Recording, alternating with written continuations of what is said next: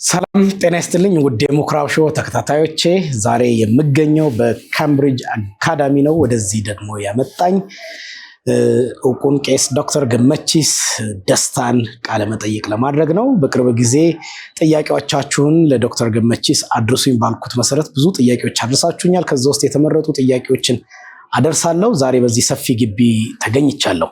ወደ ዶክተር ገመቺስ ከመሄዴ በፊት አንድ ሁለት ማስታወቂያ ልናገር፣ ከዛ ወደዛ እቀጥላለሁ። የመጀመሪያው ማስታወቂያ የሙክራብ ሾውን ሚዲያ የሚከታተሉ አብዛኛው አባላቶቻችን ከ78% በላይ ሰብስክራይብ ያላደረጉ ናቸው። እኛን አገልግሎታችንን የምትደግፉበት አንዱ መንገድ የዩቲዩብ ቻናላችንን ሰብስክራይብ በማድረግ ስለሆነ ይህንን እንድታደርጉ ለማሳሰብ ነው ይህን ቪዲዮ የምትከታተሉ ሁሉ። ሌላው ሁለተኛ ደግሞ ከዚህ በፊት ባልተለመደ መልኩ የሙክራብ ሚዲያ ትልቅ ስቱዲዮ ግንባታ ላይ ነው ያለው። ይህን ግንባታ የተለያዩ ፕሮግራሞችን ለማድረስ ለማስፋት የምንጠቀምበት ነው። በተለያየ ጊዜ ከሀገር ውስጥ ከሀገር ውጭ ፕሮግራሞቻችንን በማየት የምትደውሉልን የምታበረታቱን አለ። አሁን ደግሞ አነሰ አደገ ሳትሉ ለዚህ ግንባታ ለሚያስፈልግ ለስቱዲዮ ግንባታ፣ ለካሜራ እቃዎች፣ ለድምፅ መቅጃዎች የሚሆነውን ኮንትሪቢዩት እንድታደርጉ ጥሪ አቀርባለሁ። አብራችሁን ስላላችሁ ስለምታበረታቱን ስለምታግዙን በጌታ ፍቅር እናመሰግናለን።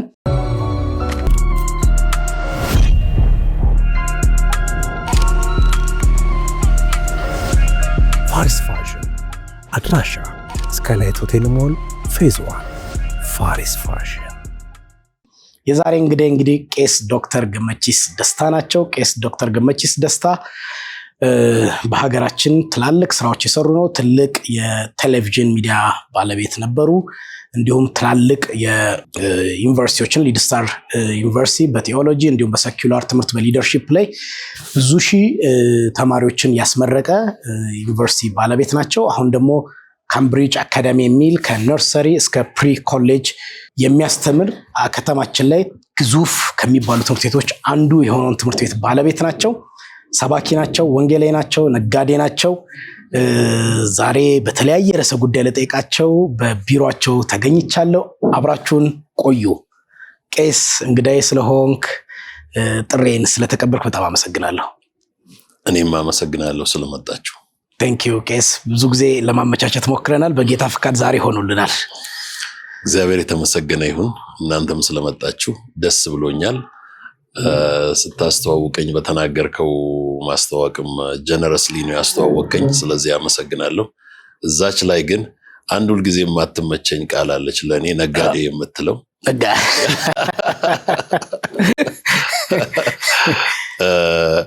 እና ድሮ አንድ አጎት ነበረኝ። አጎቴ በጣም ወደው አጎቴ ነው፣ አለሙ ይባላል። እና እየመጣ ለታናሽ እህቴ አንድ ተረት ይተርትላታል። ሳራ ትባላለች። ሳራ ባልሽ ነጋዴ ነው፣ ነግዶ ያብላሽ፣ ለሳቅ ለጫወታ እኔ ያለሁልሽ ይላል። እኔ ልጆቼን ነግጄ አይደለም የማበላው። ስለዚህ የእግዚአብሔርን ስራ ምሰራ ስለሆነ ከዓለሙ ኳሊፊኬሽን ጋር ሲታይ እኔ ነጋዴ አይደለሁም እና በዛ ይስተካከላል። ሰርቪስ ቤዝድ ቢዝነስ እሱም በማለት ትምህርት ቤቶች እንትኖች ስለሆኑ ቴንክ ዩ ዶክተር። ይህን ትምህርት ቤት ሳይ ረጅም ጊዜ አንተ የምናውቀው ሊድስታር የሚል የሊደርሺፕ ትምህርት ቤት ነበረብህ። በሊድስታር አንዳንድ ጥያቄዎች አሉኝ፣ ግን ወደሱ ጥያቄ ከመምጣቴ በፊት እንደ ሀገርም እንግዲህ የከፍተኛ ትምህርት ተቋማት የጥራት ጉድለት በጣም አሳሳቢና ብዙ አስተያየት የሚሰጥበት ነው። እኛም በዚሁ ምናልባት ሊድስታር ዩኒቨርሲቲ በነበረበት ጊዜ የነበረን ጀነሬሽን ነን፣ የመንግስት ዩኒቨርሲቲ ውስጥ ብንሆንም። ስለዚህ ሀገሪቱ ውስጥ የነበረው የትምህርት ጥራት ድሮ ከነበረው በጣም የተጓደለበት የመምህራን ጥራት፣ የመማሪያ ቦታ፣ ከዛም በኋላ የተማሪዎቹን ትምህርት የመቀበል አቅም አጠቃላይ እንደዛ ሆኖ ብዙ ኮምፕሌን ይነሳብን ነበር። ቅርብ ጊዜ መንግስት ያን ፖሊሲ ለመቀየር ሲጥር ከፍተኛ ትምህርት ተቋማትን ከዚህ በኋላ አልገነባም ብሎ ዩኒቨርሲቲዎች በፊት አግሬሲቭሊ ይገነቡ ነበር። አዳዲስ ዩኒቨርሲቲዎች ከ30 ምናምን ነበሩ፣ ነባሮቹ ነበሩና እሱ በቂ ነው፣ የእሱን ጥራት ነው ማስተካከለው። ግን ቤዚኩ ታች ያለው ጄኔሬሽን ጋር ነው ክፍተቱ የተፈጠረው በማለት ወደዛ ሄዶ ነበር። ምናልባት ዶክተር ገመቺስ ካምብሪጅ አካዳሚን በዚሁ ሲዝን ስለሆነ የከፈተው እና ከፍተኛ የትምህርት ተቋምም ስለነበረው እዛ ጋር ያለው ኢምፓክት ቀንሶበት ከታች በሰራ ነው ለውጥ ማመጣው ብሎ ነው የጀመረው ወይስ ምንድነው ምክንያቱ ካምብሪጅ ተከፈተበት? በጣም አመሰግናለሁ። ትምህርት በአዋቂዎችም ሆነ በህፃናት ላይ የሚሰራው ትምህርት በጥራት መሰራት እንዳለበት አምናለሁ። በህፃናትም ላይ ስንሰራ ቆይተናል፣ በአዋቂዎችም ላይ ስንሰራ ቆይተናል። በሁለቱም ዘርፍ መሰራቱ በጣም ጠቃሚ ነው ብዬ ነው የማስበው። በሀገራችን ውስጥ ምንም አይነት ብዙ ቢገፋም አሁንም በቂ የትምህርት ተቋማት የሉም። አንድ ጊዜ ቦስተን ነበርኩና ቦስተን ማሳቹሴትስ፣ ቦስተን ውስጥ ያሉ የኮሌጆች እና የዩኒቨርሲቲዎች ብዛት አንድ ከተማ ቦስተን ውስጥ ያሉ መላው ኢትዮጵያ እንደ ሀገር አንዲት ከተማ ውስጥ ያሉ መላው ኢትዮጵያ ውስጥ ካሉ በጥራትም በብዛትም ይበልጣሉ። ስለዚህ በቂ የሉም፣ በቂ መገንባት አለባቸው በሚለው ላይ አምናለሁ። ነገር ግን እኔ በልጅነቴ የተማርኩበት ትምህርት ቤት የክርስቲያን ትምህርት ቤት ቤተል ኢቫንጀሊካል ሰከንደሪ ስኩል የሚባል ነበረ፣ ኢትዮጵያ አዲስ አበባ ደምቢዶሎ ውስጥ። ያ ትምህርት ቤት በጣም ነው ህይወቴን የቀየረው። ከዛ የተነሳ በህፃናት ላይ እና በልጆች ላይ መስራት በጣም እወዳለሁ እና በቃ የህይወቴ ህልምና የህይወቴ ፍላጎት በዛ ላይ መስራት ስለነበረ በሰው አእምሮ ላይ፣ በሰው ስነ ልቦና፣ በሰው ህሊና፣ በሰው ሞራል፣ በሰው አካል ላይ መስራት ስለምወድ የላይኛውንም አላቆምነውም። እስከ ዩኒቨርሲቲ እስከ ፒኤችዲ ደረጃ እናስተምራለን። በብዛት በሴኩላሩ ሳይሆን አሁን በስፒሪቹዋሉ ነው፣ በቲዮሎጂው እና በሊደርሺፑ እስከ ፒኤችዲ ድረስ እናስተምራለን በሊድ ስታር ዩኒቨርሲቲ። ነገር ግን እዚህ ደግሞ በኬምብሪጅም እና ሌሎች የሊድ ስታር ትምህርት ቤቶች አሉ ኦል ኦቨር ኢትዮጵያ። በእነሱ ደግሞ ህፃናትን እናስተምራለን፣ ልጆችን። ታንክ ዩ ዶክተር። ሊድ ስታር ዩኒቨርሲቲ በረጅም ጊዜ በነበረው እንትን ከትምህርት ጥራት ጋር የሚነሳበት አንዳንድ ትችቶች አሉ። ተማሪዎች የመመረቂያ ጽሁፋቸውን በደንብ ሳይጨርሱ ይመረቃሉ፣ ፍሪሊ ያገኛሉ። ፕሪ የነበራቸው ዶክመንታቸው በደንብ ሳይሟላ ዲግሪ ያገኛሉ፣ ማስተርስ ያገኛሉ የሚል ኮምፕሌን ይነሳ ነበር። ይሄ መንፈሳዊ ተቋም የቴዎሎጂ ጋር ብቻ ሳይሆን ሰኪላሪ የመንግስት ሰራተኞች በዛ በሚማሩበት ሰዓት የስራ እርከን ለማግኘት ያን ኮሌጅ ይጠቀሙ ነበርና ሊድ ስታር እንደ ሀገር ለትምህርት ጥራትና የተማረ ኃይል ለማፍራት አስተዋጽኦ አድርጓል ወይስ የትምህርት ጥራትን ደግሞ ሾርትሊ በማግኘት አንዱ መንገድ ሆኗል? እንግዲህ የትምህርትን ጥራት የምታስከብረው ዋነኛው በጣም የተጣሩ ግሩም አስተማሪዎችን በማቅረብ ግሩም ላይብረሪ በመገንባት ለተማሪዎች የማጥኛና ሪሰርች የማድረጊያ ኤንቫይሮንመንት በመፍጠር ነው። ስለዚህ ባለፉት 20 ዓመታት ውስጥ በኢትዮጵያ ውስጥ ከተገነቡ ታላላቅ ላይብረሪዎች ሞስት ፕሮባብሊ ከኬኔዲ አዲስ አበባ ዩኒቨርሲቲ ካለው ከኬኔዲ ቀጥሎ በብዛት መጽሐፍትን ወደ ኢትዮጵያ አስገብቶ ላይብረሪን የገነባ ሊድ ስታር ነው እና ሚኒመም ከ6 ጊዜ በላይ 40 ፊት ኮንቴነር መጽሐፍት ነው ወደ ኢትዮጵያ ያስገባ ነው። ከ100,000 መጽሐፍት በላይ ነው ያስገባ ነው፣ የማኔጅመንት፣ የቢዝነስ፣ የአካውንቲንግ። ስለዚህ ተማሪዎቻችን ሪሰርቻቸውን ለመስራት ከበቂ በላይ ሪሶርስ ነበራቸው መጽሐፍቶችን ለመዋስ ለመስራት። የተቋማችን ፐርፎርማንስ ጥራቱ 100% ፐርፌክት ነው ማለት አይቻልም። የትኛውም ተቋም ፐርፌክት ሊሆን አይችልም። ነገር ግን በተቻለን መጠን የኳሊቲ ኮንትሮል ሲስተም ነበረን።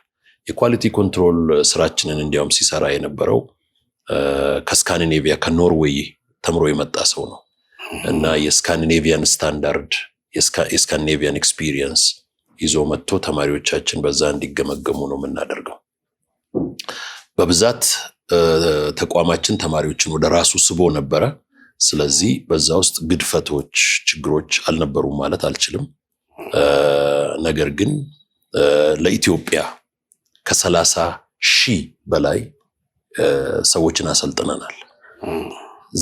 ጥሩ ዛፍ ደግሞ የሚታወቀው በፍሬው ነውና ፍሬዎቻችን አሁን አገሪቱን እየቀየሩ እየመሩ እያስተማሩ በቤተ ክርስቲያንም በንግድም በፕራይቬት ሴክተሩም በፐብሊክ ሴክተሩም ትላልቅ ስራ እየሰሩ በሀገር ውስጥም በሀገር ውጭም አሉና በጣም በጣም ነው ደስ የሚለን። በሃይ ስኩል ደረጃ አሁን ለምሳሌ ሻሸመኔ ላይ እንደ ካምብሪጅ ያልሆነ የኢትዮጵያን ካሪኩለም የሚከተል ትምህርት ቤት አለን። ከዛ ውስጥ ብቻ በአጭር ጊዜ ውስጥ ወደ 162 ተማሪዎች ሜዲካል ስኩል ናቸው አሁን። ትላንት ማታ አንድ ቦታ ነበርኩና አንድ ልጅ መጥቶ ሰላም ይለኛል። ልመረቅ 1 ዓመት ነው የቀረኝ፣ ሜዲካል ዶክተር ልሆን ነው፣ ካንተ ትምህርት ቤት ከሻሸመኔ ነው የተመረኩት ሲለኝ ከእንደዚህ አይነት ፍሬዎች በላይ የሚያስደስትህ ነገር የለም። ስለዚህ እንደ ማንኛውም ተቋም ከነችግሮቹ ከነፈተናዎቹ ለኢትዮጵያ በጣም ብሩህ አእምሮ ያላቸው በተለይ ለባንኪንግ ኢንዱስትሪ እና ለፐብሊክ ኢንዱስትሪ ሰዎችን አሰልጥነን አበርክተናል። ዶክተር ረጅም ዓመት በኤልሻዳይ ቴሌቪዥን በኋላ ላይ ደግሞ በራስ ቴሌቪዥን ኢቫንጀሊካል ወንጌልን በመስበክ በደንብ እናውቃለን። አንተ እስከምናውቅ ድረስ የሉትራን ቄስ ነህ። ሉትራን ያገለገልክ እዛ ያደግክ ነህ በመካነ ኢየሱስ እና በጣም ብዙ የሚወዱ ሰዎች በትምህርት የተጠቀሙ ከሀገር ውስጥም ከውጭም ያሉ አንዳንድ ቦታ ላይ ሲያዩ አንዳንድ መድረክ ላይ እነሱ የብልጽግና ወንጌል ሰባኪ ብለው የሚያስቧቸው ቦታዎች ላይ ሲያዩ እንዴት በዛ አገኘ ነው የሚል ቅሬታ ሲያቀርቡቡ ይታያል። አንዳንዶች ደግሞ አይ የዶክተር ራሱ የብልጽግና ወንጌል ሰባኪ አይደሉ፣ የስብከቶቹ ራሱ ፕሮስፔሪቲ ፕሪቺንግ ናቸው፣ እዛ በመሆኑ ለምን ይገርማችኋል ይላሉና የሉትራን እና ያው ጴንጤቆስታል እንትኑ በጣም የተራራቀ እንደሆነ እናውቃለን። ወደዛ ስትገኝ ምንድነው ኢንቴንሽንህ? አንተ በምንድነው ተገኘህ? እና ያን ኮምፕሌን እንዴት ትመልስላቸዋለህ? የብልጽግና ወንጌል ሰባኪስ ነህ ወይ? እኔ የኢየሱስ ክርስቶስ ወንጌል ሰባኪ ነኝ። ይሄ ወንጌል ከፀሐይ መውጫ እስከ ፀሐይ መግቢያ ድረስ ይሰበካል ብሎ ኮንክሉድ ያደረገበት አደራረግ የማርቆስ ወንጌልን በጣም እወደዋለሁ። ማቴዎስ ደግሞ እስከ ዓለም ሁሉ ሂዱ ወንጌልን ለፍጥረት ሁሉ ስበኩ የሚለው ያንን ነው የምሰብከው። ወንጌል ኳሊፋይድ ሲሆን አልወድም። በዘመናት መካከል ዛሬ ፕሮስፔሪቲ እንደሚባለው በአንድ ዘመን ደግሞ ፖቨርቲ በጣም ተደምቆ ነበር። እንዲያውም የቤተ ክርስቲያን አገልጋይ ስትሆን ለፖቨርቲ ወይም ለድህነት የድህነት መሐላ ትገባለህ። the vow of poverty ይባላል። እና ከዚህ በኋላ እኔ ዓለምን ክጄ ሀብትን ክጄ ገንዘብን ክጄ ስልጣንን ክጄ ታዋቂነትን ዝናን ክጄ እግዚአብሔርን አገልግላለሁ ብለህ የምትገባበት ጊዜ ነበረ። in the middle ages the vow of poverty ነበረ። በዚህ ዘመን ደግሞ ተቃራኒው መጥቶ the vow of prosperity ይመስላል። ወንጌልን ከያስክ ባለ ጄት ባለ ቢሊየን ብር ወይም ባለ ብዙ ብር ባለ ብዙ ልብስ ባለ ብዙ ዝና ምናምን ትሆንና ይሄ የፕሮስፔሪቲ ጋስፕል ፌኖሜነን በብዛት የታየው አሜሪካን ሀገር ነበረ። በ60ዎቹ በ70ዎቹ በጣም ታላላቅ አብያተ ክርስቲያናትንና አገልጋዮችን የጎዳ አካሄድ ነው።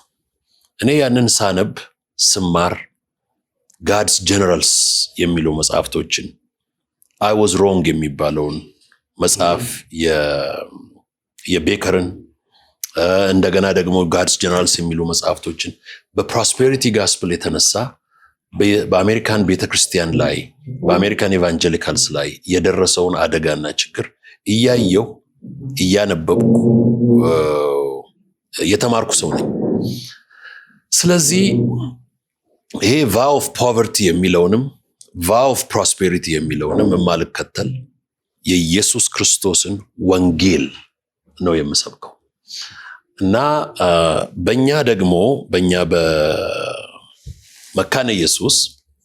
በመካነ ኢየሱስ ሁለንተናዊ አገልግሎት ወይም ሆሊስቲክ ሚሽን የሚባል ነው ያለን።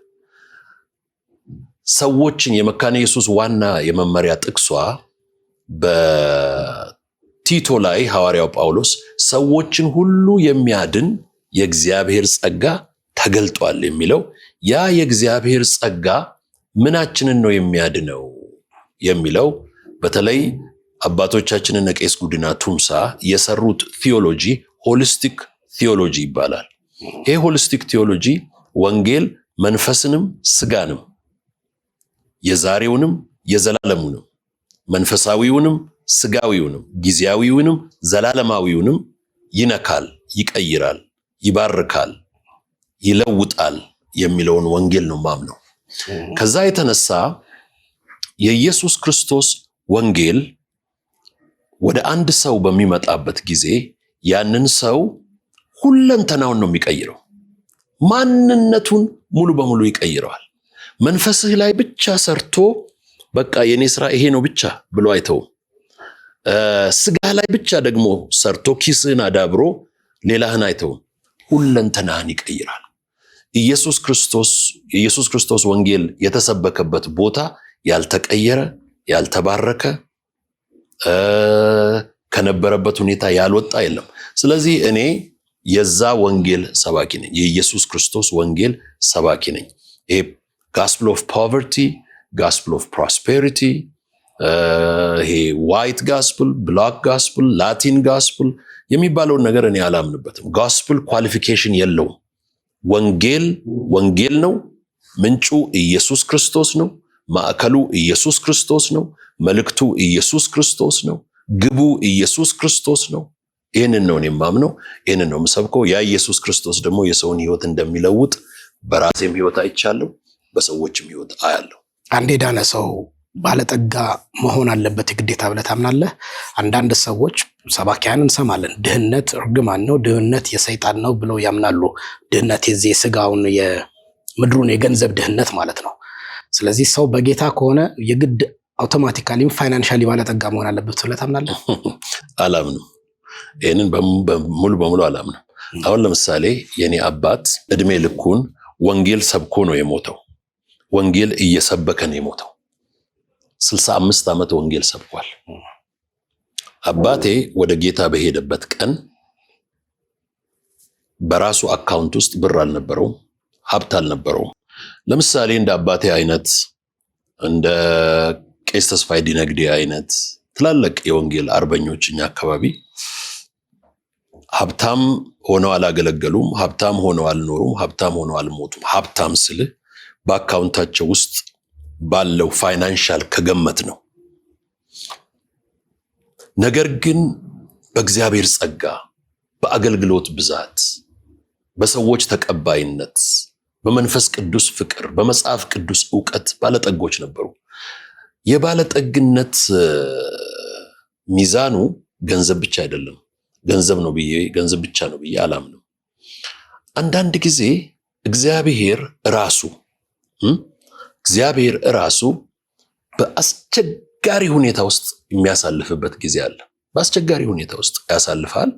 ከዛም በኋላ በዛ አስቸጋሪ ሁኔታ ውስጥ ስነ ምግባርህን፣ አእምሮህን፣ ህሊናህን ይሰራል። አንተ ብቁ ስትሆን ማኔጅ የምታደርጋቸውን ነገሮች ወይም ደግሞ በመጋቢነት ልትመራቸው የምትችላቸውን ነገሮች ይሰጣል።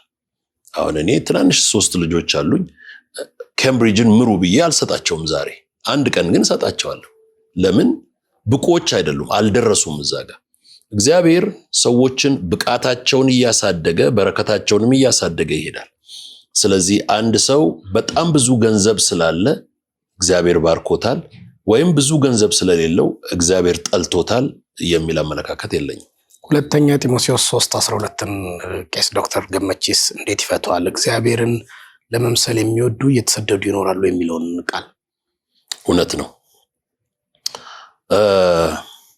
ፐርሰኪዩሽን፣ ብዙ ጊዜ ፐርሰኪዩሽን ወይም ደግሞ ስደት ቤተክርስቲያንን የሚያጠራት፣ እግዚአብሔር ቤተክርስቲያንን የሚፈትንበት የሚያነጥርበት። የኢትዮጵያ ቤተክርስቲያን በጣም ተሰዳለች። ከተሰደዱ ሰዎችና ቤተሰቦች መካከል የኔም ቤተሰብ አንዱ ናቸው። አባቴ በርካታ ዓመት በእስር ቤት አሳልፈዋል። እናቴ በትንሽ በ168 ብር ነበረ ደሞዟ። በዛ ነው እኛን ስታሳድግ የነበረው። በእንደዚህ አይነት ችግር ውስጥ በምናልፍበት ጊዜ እግዚአብሔር ረግሞናል ማለት አይደለም፣ እንዲያም ባርኮናል። ያን ጊዜ ወንጌልን ክደው ኮሚኒስት ሆነው ሶሻሊስት ሆነው የራሳቸውን ኤምፓየር፣ የራሳቸውን ቢዝነስ፣ የራሳቸውን ቤት ከገነቡ ሰዎች ይልቅ ዛሬ የኛ ቤትና የኛ ቤተሰብ ተባርኮ አየዋለሁ። እና እንደ እግዚአብሔር ፈቃድ ይሰደዳሉ፣ መከራን ያያሉ፣ መጨረሻቸው ግን ክብር ነው። ኢየሱስ ክርስቶስ ፊልጵስዩስ 2ን ሰሞኑን ሳጠናውና ሳስተምረው ነበረ። እንዴት ዝቅ እንዳለ እንደ ባሪያ አደረገ ይላል። ስለዚህ አንድ ሰው በእኔ አመለካከት እንደ ንጉሥ ለመኖር እንደ ባሪያ መስራት አለበት። እንደ ባሪያ ካልሰራ እንደ ንጉስ መኖር አይቻልም። አንዳንድ ሰዎች እንደ ንጉስ ሰርተው እንደ ንጉስ መኖር ይፈልጋሉ፣ አይቻልም። ስለዚህ ኢየሱስ ክርስቶስ ከፍ ከፍ አደረገው ይላል። ከፍ ከፍ የሚያደርግ እግዚአብሔር ነው። ከስሞች ሁሉ በላይ ስም ሰጠው ይላል። እሱ ስጦታ ነው እንጂ እኛ ዲዘርቭ የምናደርገው ወይም ጌን የምናደርገው ወይም እርን የምናደርገው ነገር አይደለም። ስለዚህ እኔ እንደዛ ነው ማምነው። መድረክ መጋራትን ቄስ ዶክተር እንዴት ታየዋለህ? ቅድም ካነሳውለው ጥያቄ የሚወዱ ሰዎች እንዴት እንዲህ ቦታ ይሄዳል እንደዛ ቦታ ይሄዳል። አንተ አሜሪካ ሀገር ነበርክ፣ የሉትራን ቤተክርስቲያን አመራር ነበርክ። በውጭ ባሉ አብያተ ክርስቲያናት ብዙ ካልተለመዱ ነገሮች አንዱ የአንዱ ቤተክርስቲያን አገልጋይ ሌላ ቤተክርስቲያን ላይ መታየት ነው። የሜኖናይት ሉትራን ጋር ሊሆን ይችላል፣ ባፕቲስት ጋር ወይም ሌላ እንደዛ አይታይም። እዛ ብቻ አይደለም፣ እዚህ ቅርብ ብዙ አፍሪካ ሀገሮች ዞር ዞር ብንልም እንደዛ ለስትሪክት ናቸው የዶክትሪናቸው ላይና ዶክትሪናቸው ሲለያይ ሃይማኖታችን የተለያየ ነው ብለው ነው የሚያምኑት። ኢትዮጵያ ሀገር ውስጥ ያለው ካልቸር ከዛ በተቃራኒው ነው። ያን እንደ ድል የሚቆጥሩ አሉ፣ ከሌሎች የተሻለ ነገር ዩኒቲ ገንብተናል የሚሉ። ያ ደግሞ ለመቀየጣችን ወንጌል ለመበረዙ ለመበላሸቱ ምክንያት ነው ብለው የሚሞግቱ ዛሬም ድረስ አሉ። አንተ የወጣበት ቤተክርስቲያን ደግሞ አንጋፋ ከምትባለውና የራሷ ዶክትሪን ያላት ከጴንጤቆስታሉ ህብረት ጋር ደግሞ በደንብ የተለየ አቋም ያላት ቤተክርስቲያን ናት። አንተ ጴንጤቆስታል ህብረት ወይም ጴንጤቆስታል አይነት አብያተ ክርስቲያናት ጋር መድረክ ላይ ስትቆም ብዙ ጊዜ ታይቷል። የግልህን ብቻ ሳይሆን መድረክ መጋራት እንደ ቤተክርስቲያን ልክ ነው ወይስ ምክንያት ምንድነው ለመጋራትህ? በጣም አመሰግናለሁ። በጣም የምወዳቸውና ማከብራቸው የቤተክርስቲያን መሪ ነበሩ። ክቡር አቶ አማኑኤል አብርሃም ይባላሉ። የኢትዮጵያ ወንጌላዊት ቤተክርስቲያን መካነ ኢየሱስ ፕሬዝዳንት ነበሩ ለ20 ዓመት እና የአፄ ኃይለ ሥላሴ ደግሞ ሚኒስተርም ነበሩ። የኢትዮጵያ አምባሳደር በህንድ፣ የኢትዮጵያ አምባሳደር በእንግሊዝ፣ የኢትዮጵያ አምባሳደር በጣሊያን ነበሩ። ኢትዮጵያ 5 ዓመት በጣሊያን ስትገዛ ያኔ እሳቸው ነበሩ የለንደኑን ኦፊስ መርተው ኃይለ ሥላሴ ጋር የነበሩት። ያ 5 ዓመት በነበሩበት ጊዜ የነበራቸውን ኤክስፒሪየንስ ነገሩኝ። 5 ዓመት ለንደን በምኖርበት ጊዜ ለንደን ያሉ ሉትራኖች ወንጌልን እርክት አድርገው አይሰብኩም ነበር አሉ። ስብከታቸው አያረካኝም ነበር አሉ። ፍርጥ አድርገው አንድ ዴቪድ ወንደል የሚባል ሰው አለ። the meat and potato of the gospel ይላል። the meat and potato of the gospel ማለት the rich content of the gospel። አሁን አንተ የድንችና የስጋ ወጥ ስትበላ ውሃውን አይደለም የምትበላው፣ ስጋውና ድንቹ ነው የምትበላው። የወንጌል ስጋና ድንች ይለዋል፣ ኮንቴንቱን ይለዋል። ክርስቶስን ማለት ነው፣ ጸጋውን ማለት ነው። ያንን the meat and potato of the gospel አላገኝም ነበር እዛ ሉትራኖች ጋር አሉ። ስለዚህ አንግሊካን ቤተክርስቲያን ፓስተር ብራውን የሚባል እርክት አድርጎ ፍርጥ አድርጎ ግልጥ አድርጎ ዝርዝር አድርጎ ወንጌልን እንደው እንደ በፌ ዝርግፍ አድርጎልን እሑድ እሑድ የሚሰብክ ሰባኪ ነበረ። እሱ ጋር ሄድ ነበር አሉ እና ከስብከቱም በኋላ ቤቱ ይጋብዘኝ ነበረ። መጽሐፍ ቅዱስ ያስጠናኝ ነበር። ለኔ ያ 5 የኢትዮጵያ የስደት ዓመት እንደ ባይብል ስኩል ነበር። የኢትዮጵያ ወንጌላዊት ቤተክርስቲያን መካነ ኢየሱስ በፍጥረቷ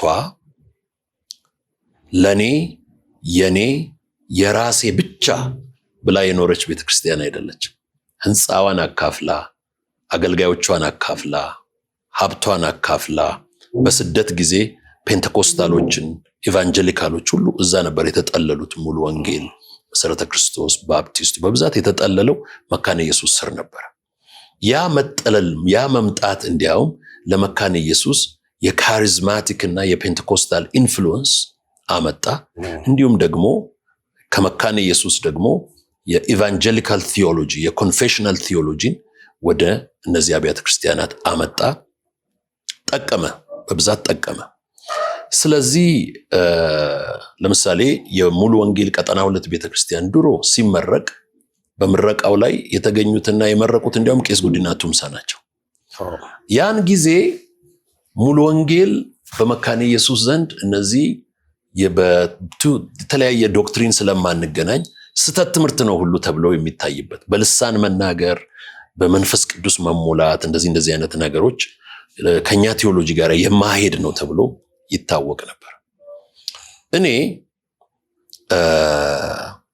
በመጋበዝበት ጊዜ ፔንቴኮስታል ቸርቾች በጣም ነው የምወደው፣ በጣም እወዳለሁ። የመንፈስ ቅዱስን እንቅስቃሴ በፍቅር ነው የምወደው። ካሪዝማቲክ ሙቭመንት፣ የጸጋ ስጦታዎች፣ ተአምራት፣ በልሳን መናገር፣ የህይወት መለወጥ በጣም ነው የምወደው። ይሄ ደረቅ የሆነ ዶግማቲክ ትራዲሽናል ቴዎሎጂካል የሆነውን ብቻ ሳይሆን የእግዚአብሔር ጸጋ ጂም ኔስቲንገን የሚባል ታላቅ የአሜሪካን ፕሮፌሰር አለ።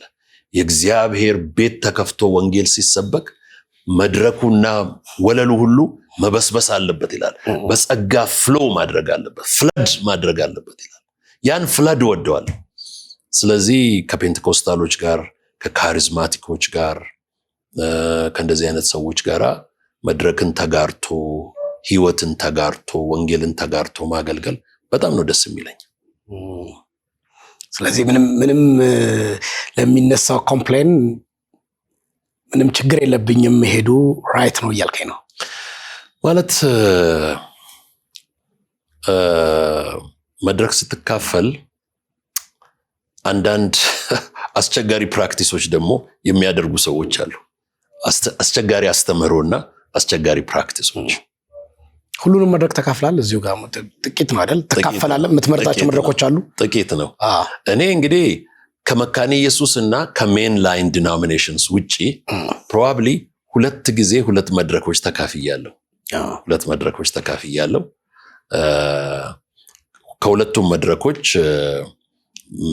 የተካፈልኩባቸው ምክንያቶች ነበሩኝ እና አስተምሮ ከነሱ መድረኮች በኋላ ነው የመረመርኩት። መጀመሪያ አይደለም። ከሄድኩ በኋላ አንዳንድ አስተምሮዎችን በምመለከትበት ጊዜ ይሄ ዊርድ የሆነ ወጣ፣ ከሜን ላይን ዲኖሚኔሽን ወጣ፣ ከባድ ስተት ተገኘበት የምላቸውን የብዙ መድረኮች አላየሁም። ሲሄድም እኔ ይሄ ቤተክርስቲያን የፕሮስፔሪቲ ጎስፕል ቤተክርስቲያን ነው፣ እኛ ኢየሱስ ክርስቶስን ሳይሆን ከኢየሱስ ክርስቶስ በተጨማሪ የሀብትና የብልጽግና ትምህርት እናስተምራለን የሚል ቸርች እኔ ሄጄም አላቅም፣ አይቼም አላቅም፣ ሰምቼም አላቅም። ይሄ ነው የኔ ኤክስፒሪየንስ። ከዛው ጋር ተያይዞ እንዲሁ አንተን የሚወዱ ሰዎች ኮምፕሌን የሚያደርጉብህ ቄስ ዶክተር ገመቺስ የኒው ኤጅ አስተምሮ ሙቭመንት ውስጥ ገብተዋል ብላሉ። ለዛ ምክንያት የሚያደርጉት ዳዊት ድሪምስ ጋር በተደጋጋሚ መሄድህን ነው እና እዛ ላይ የተናገርካቸውን ንግግሮች በማመላከት ነው እና ልታይ ትችላለህ። ማህበራዊ ሚዲያ ላይ በዛ ብዙ ትችቶች ተጽፎብህ ነበረ። የመጀመሪያው ስለ ኒው ኤጅ ሙቭመንት ስለሚባለው ያለህ አመለካከት ምንድን ነው? ከዚህ መድረክ ውጪ ምን እጠቅማለሁስ ብለህ ነው እዛኛው መድረክ ላይ የሄድከው? በጣም ነው የሚገርመኝ እዚህ ሀገር ውስጥ የሚነሱ ጥያቄዎችም ክሪቲሲዝሞችም። ስለ ኒው ኤጅ ሙቭመንት እኔ ከ35 ዓመት በፊት ነው ያነበብኩትም የማቀውም ዲፕሊ የመረመርኩትም እና ኒው ኤጅ ሙቭመንት ከተንሰራፋበት ምድር 25 ዓመት ነው የኢየሱስ ክርስቶስን ወንጌል በጥራትና በንጽህና ሰብኬ አሜሪካን ሀገር ውስጥ አሁን ደግሞ በመላው ዓለም እየሰበኩ ያለሁት እና እኔ የቤተ ክርስቲያን ልጅ ነኝ። እኔ የቤተ ክርስቲያን ሰው ነኝ። እኔ የቤተ ክርስቲያን አገልጋይ ነኝ።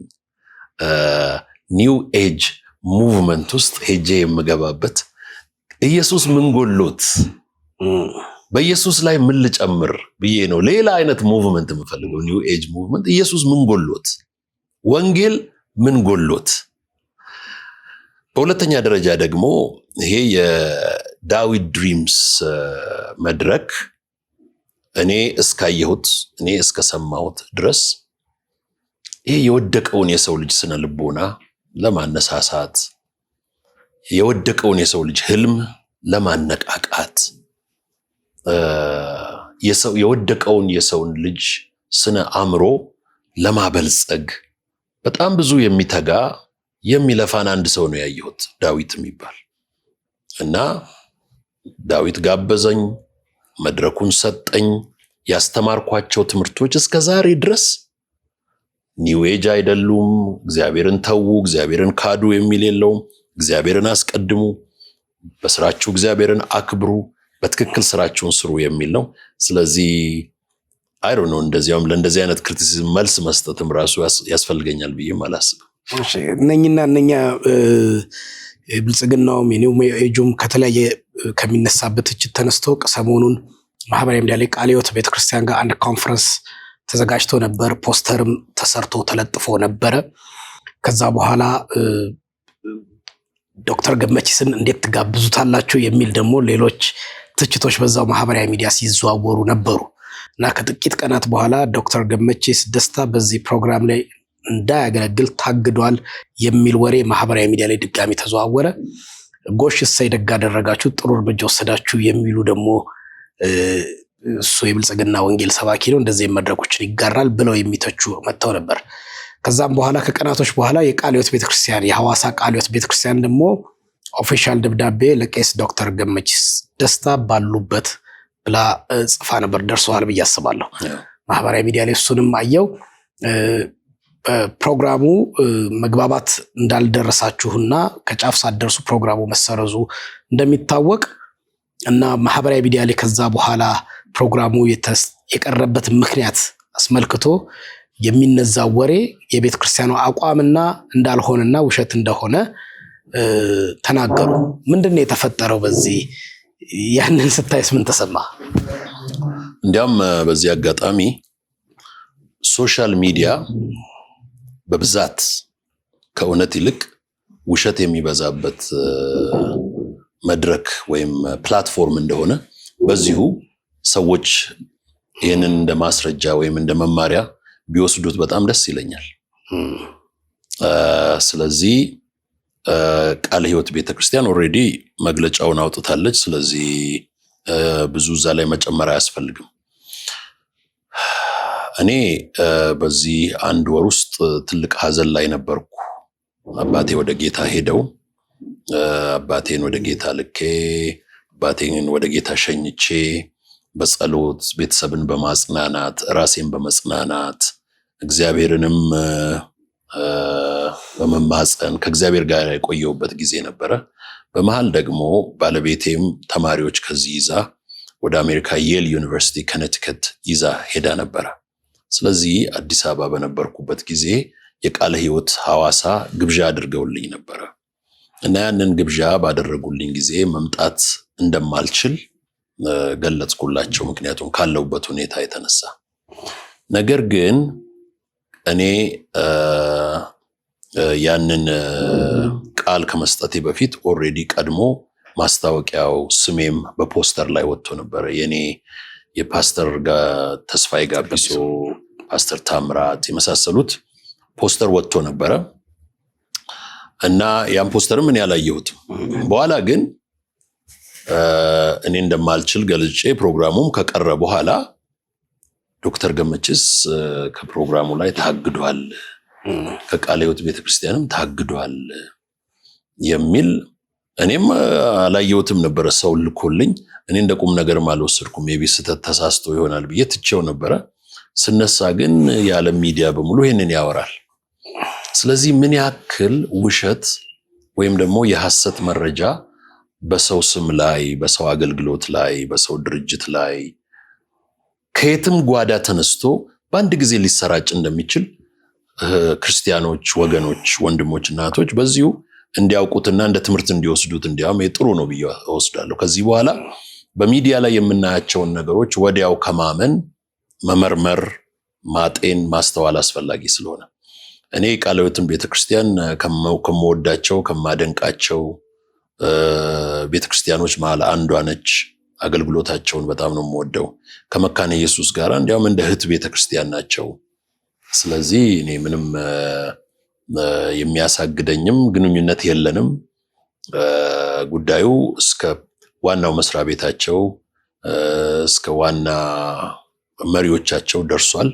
ይሄ ነገር ሐሰት እንደሆነ እነሱ ለኔም ለአብያተ ክርስቲያናት ህብረት ካውንስልም ገልጸዋል። ይሄው ነው የሆነው። ሌላ ደግሞ ስለ እገዳ በዚህ አጋጣሚ ማለት የምፈልገው ጌታ ኢየሱስ ክርስቶስ ስለ እገዳ መመሪያ ሰጥቷል። ማቴዎስ 18 ላይ ከአንድ ሰው ጋር ችግር ካለ መጀመሪያ ከሱ ጋር ከግሉ ጋር ጨርስ ይላል። ከሱ ጋር እምቢ ካለ ወንድሞችን ጥራና ጨርስ ይላል። ከሱ ጋር እምቢ ካለ የቤተ ክርስቲያን ሽማግሌዎች ወይም መሪዎችን ጥራና ፕሬስቢቴሮ የሚለው እስከ መሪዎች ጥራና ጨርስ ይላል። ያ እምቢ ካለ ደግሞ እንደ ቀራጭ ቁጠረው ይላል። እንደ ቀራጭ ቁጠረው ማለት ራሱ አግደው አይደለም። ቀራጭ ማለት ወንጌል ገና የሚሰበክለት ሰው እንደዛ ቁጠረው እና ወንጌልን ስበክለት ነው እንጂ አግደው አባረው አይደለም። ወንጌልን ስበክለት ነው። እንደ ቀራጭ ቁጠረው ማለት ኢየሱስ ክርስቶስ ለቀራጮች፣ ለሴተኛ ዳሪዎች፣ ለአሳ አጥማጆች፣ ለተለያዩ አይነት የሶሳይቲ እንትኖች ነው። እንደ ቀራጭ ቁጠረው ማለት ቀራጭ እኮ ነው የመጀመሪያውን ወንጌል የጻፈልን ማቴዎስ ቀራጭ ነበር የመጀመሪያውን ወንጌል። ስለዚህ ዛሬ የታገደው ሰውዬ ነገ የመጀመሪያውን ወንጌል ሊጽፍልን ስለሚችል ለእገዳ መቸኮል አያስፈልግም የሚል ቤተክርስቲያን መግለጫ እገዳ የሚባሉ እነዚህ የቤተክርስቲያን ቋንቋ ያልሆኑትን ነገሮች ብንተዋቸው ደስ ይለኛል። ብንተዋቸው አገደ፣ መግለጫ አወጣ፣ እነዚህ አንተን አፌክት አድርጓል። ምክንያቱም የአገልግሎት ትልቅ ነው፣ የምትመራው ተቋም ትልቅ ነው። ቃለ ሕይወት ቤተክርስቲያን ስሟ ትልቅ ነው፣ ብዙ ሚሊዮን እንትን የሚላት ትልቅ ዴኖሚኔሽን ናት። አንተ ደግሞ የመካነ ኢየሱስ ቄስ ነህ።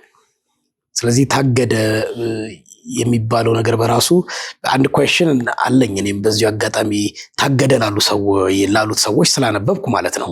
ቃለ ሕይወት ቤተክርስቲያን የለም አላገድኩም ብላ ስታወጣ እሱን አላቀረቡም ወይ ይቅርታ ተሳስተን ነው አላሉም።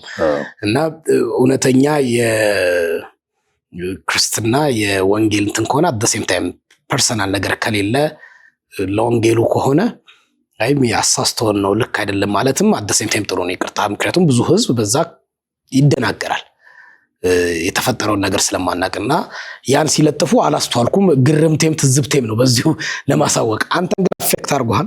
አይ ሚን ሃው እንዴት ይሄን ያህል ዓመት አገልግዬ ይሄን ሁሉ ሰርቼ እንዴት ባንድ እንትን እንደዚህ ዘመቻ ይመጣብኛል የሚል እንዴት ወስደዋለሁ መሰለ።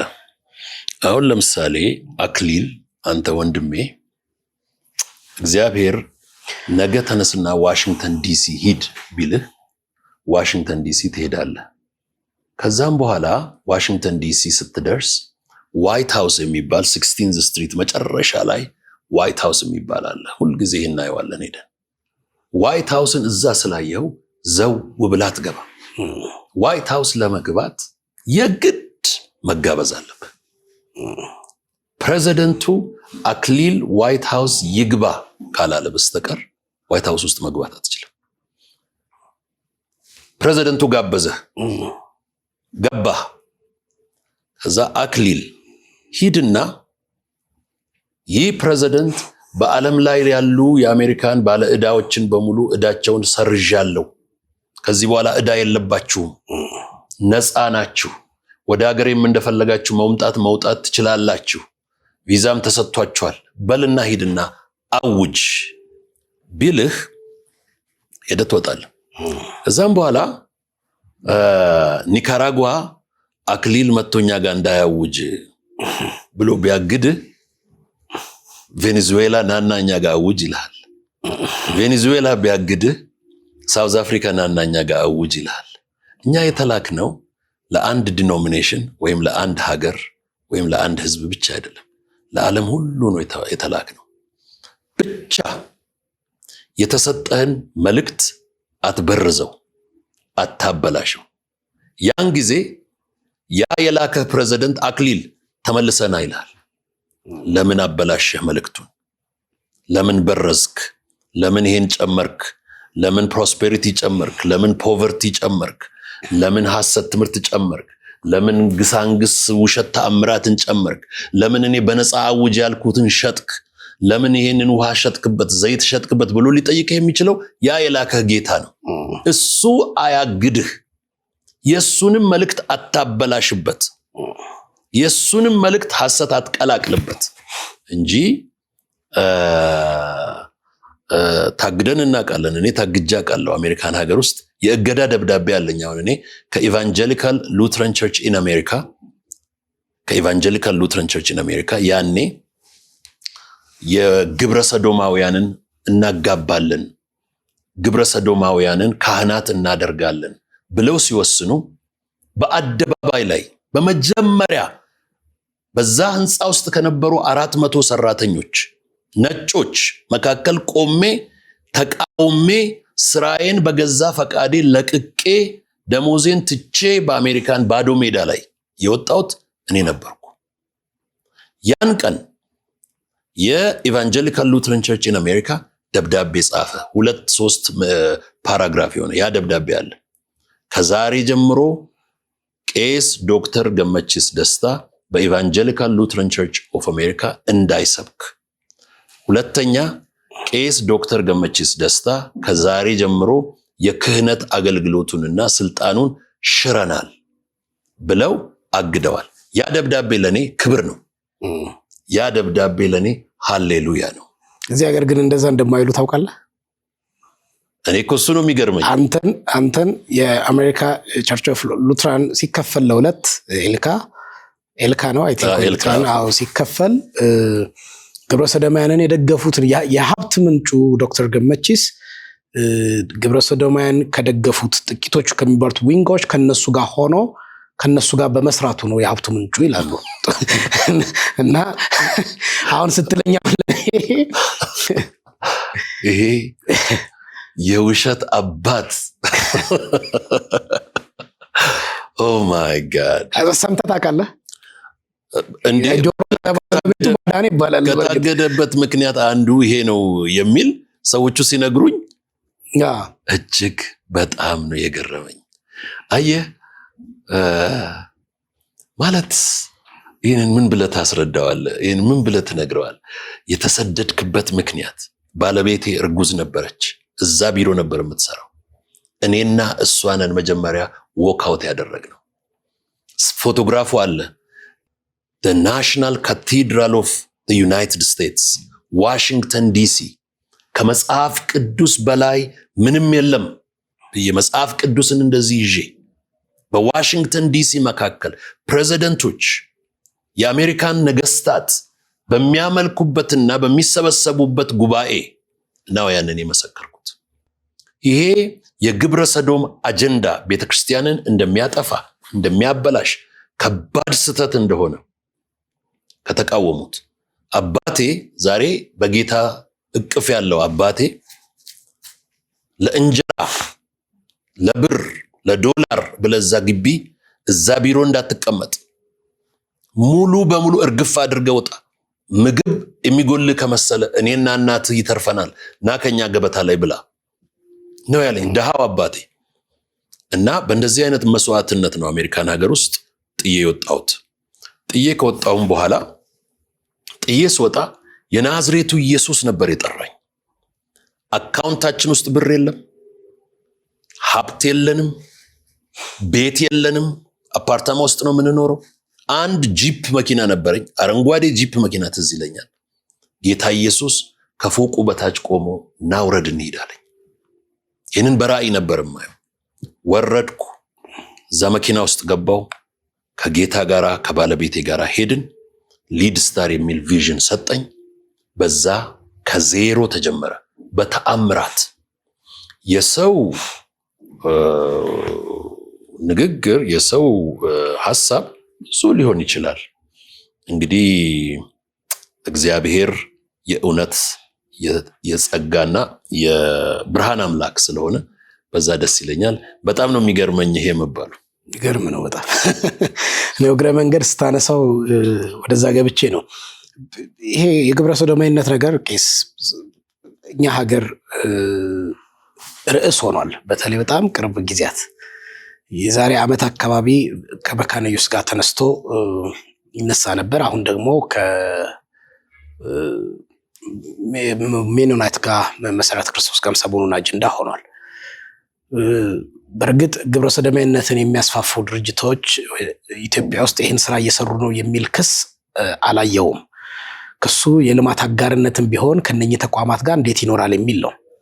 እነኚህን ተቋማት ለማየት እንደሞከርኩት የኢትዮጵያ ኦርቶዶክስ ቤተክርስቲያንንም ሲረዱ አያለው። የኢትዮጵያ ኦርቶዶክስ ቤተክርስቲያን የልማት ኦርጋናይዜሽኗ ላይ ኤልካ፣ ሉትራን ፌዴሬሽን፣ ቸርች ኦፍ ስዊድን በዚህ የሚነሱት ብዙዎቹ ኢንቮልቭ ያደርጋሉ። የሚሰሩትም ፒስ ቢልዲንግ ላይ፣ ውሃ ማውጣት ላይ፣ ትምህርት ቤት መገንባት ላይ እንደዚህ ስራዎች ላይ ነው የሚሰሩት። ነገር ግን ኢፌክቱ እነሱ ኦፊሻሊ እንትን ስለሆኑ ህብረት ለምን ይደረጋል እያሉ ይመጣሉ። ከዛም በተጨማሪ ግን ግብረ ሰዶማዊነትም ሀገራችን ውስጥ እየተስፋፋ እንደሆነ የሚጠቁሙ ብዙ መረጃዎች አሉ። ይህ መረጃ በቤተክርስቲያን ብቻ ሳይሆን በመንግስት ተቋማት ያለ መረጃ ነው። መንግስት ተቋማት ቅርብ ጊዜ አንድ ስብሰባ ላይ ተገኝቼ ነበር። በዛ ላይ በተለያዩ ሆቴሎች በተለያዩ እንትኖች ልጆች ላይ የሚይዙት ነው፣ ትምህርት ቤቶች ላይ ሀፕን የሚያደርገው እና ከዚህ ተነስቶ ሀገራችን በፍጥነት እየሄደ ያለው ነገር እንዴት ታየዋለህ? ያንተ እንግዲህ የተሰደድክበት እንደሆነ ነግረህናል እና ግልጽ ያለው የዶክተር ገመቺስ አቋሙ በዚህ ጉዳይስ ምንድን ነው? እጅግ በጣም ክፉ ሰይጣናዊ ዲያብሎሳዊ አጀንዳ ነው ይሄ። በሰው ዘር ላይ ሰይጣን የሚዘራው ክፉ ዘር ነው። ዛሬ የተጀመረ አይደለም። ከሎጥ ዘመን ጀምሮ የነበረ ክፉ አጀንዳ ነው። እግዚአብሔር ሰውን ሲፈጥር ወንድ እና ሴት አድርጎ ፈጠረ። ከዛም የተነሳ አንድ ጊዜ በጣም የሚገርም ስለ ቤተክርስቲያን መባዛት እና ሳስተምር እዛ ሉትረን ኢኤልሲ ኤልካ ውስጥ ከመውጣቴ በፊት እግዚአብሔር አጀንዳው በቤተሰብም በቤተክርስቲያንም ብዙ ተባዙ ነው። ታዲያ ወንድና ወንድ እንዴት ሊባዛ ይችላል? ሴትና ሴት እንዴት ሊባዛ ይችላል? በምልበት ጊዜ ብዙ ዊርድ የሆኑ ነገሮች ሲናገሩ ገርሞኝ ነበር። የእግዚአብሔር አጀንዳ ግልጽና ግልጽ ነው። ወንድ እና ሴት፣ ባል እና ሚስት። ስለዚህ ይሄ የግብረ ሰዶም አስተምሮም ሆነ ተግባራዊ ልምምዱ መጽሐፍ ቅዱሳዊም ፍጥረታዊም ሞራላዊም በኢትዮጵያ ኮንቴክስት ደግሞ ህጋዊም ግራውንድ የሌለው ነገር እንደሆነ ነው ማምነው።